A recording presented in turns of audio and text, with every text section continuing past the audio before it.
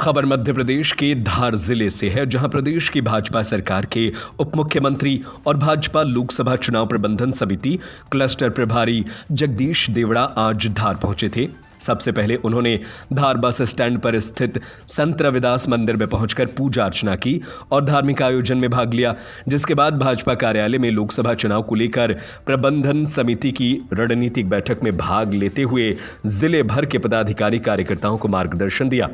इस दौरान पत्रकारों से चर्चा करते हुए कांग्रेस पर जमकर निशाना साधा और कहा कि कांग्रेस की हार होने के बाद से कई बड़े बड़े नेता भाजपा में आ रहे हैं, जिससे विचलित होकर कांग्रेसी अनर्गल आरोप लगा रहे हैं। पत्रकारों के प्रदेश पर भारी कर्ज के सवाल को लेकर जवाब देते हुए उप मुख्यमंत्री ने कहा कि कर्ज लेना कोई बुरी बात नहीं, सभी प्रदेश में सरकारें कर्ज लेती हैं और समय पर कर्ज चुकाया जाता है। धार से महेश कुमार सिसोदिया की रिपोर्ट। सभी मित्रों को बहुत बहुत नमस्कार।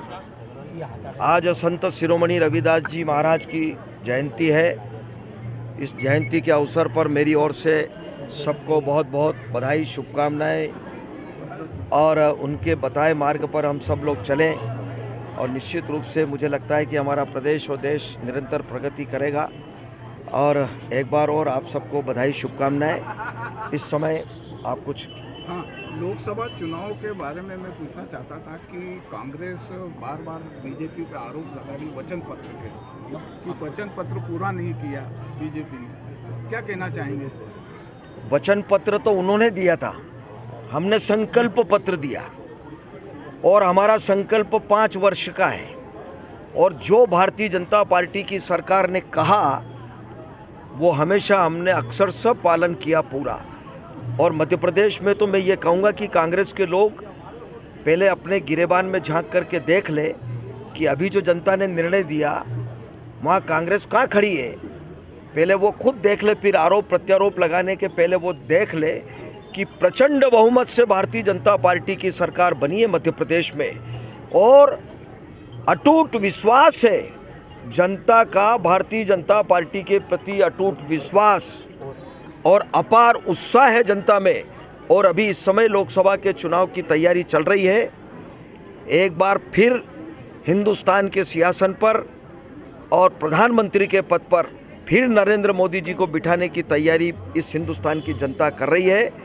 यशस्वी प्रधानमंत्री केवल देश के प्रधानमंत्री तो हैं ही, लेकिन वो पूरे विश्व के नेता हैं। एक ताकतवर प्रधानमंत्री, ताकतवर नेता के रूप में हमारा देश का नेतृत्व कर रहे हैं। तो मुझे लगता है कि इस मध्य प्रदेश में 29 सीट है लोकसभा की, 29 सीट पर भारतीय जनता पार्टी को विजयश्री प्राप्त होगी और प्रचंड बहुमत से सरकार बनेगी और फिर यशस्वी प्रधानमंत्री फिर प्रधानमंत्री बनकर के बैठेंगे। टिकट का विरोध हो रहा है ईवीएम मशीन का, ये विचलित हो रही है कांग्रेस के नेता जो हार हुई है उनकी अभी विधानसभा के चुनाव में, और जो कांग्रेस छोड़ करके भारतीय जनता पार्टी में जो नेता आ रहे हैं, लोग आ रहे हैं, इस बात से वो विचलित होकर के इस प्रकार के आरोप प्रत्यारोप लगा रहे हैं। मुझे लगता है ये सब निरर्थक है।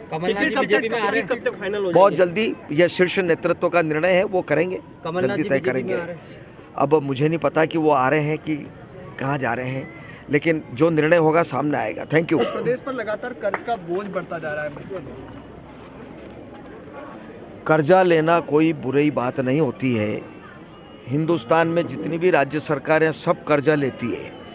कर्जा लेकर के समय पर चुकाना, समय पर ब्याज चुकाना और कर्जा लेकर के डेवलपमेंट करना एक विषय ये अलग होता है।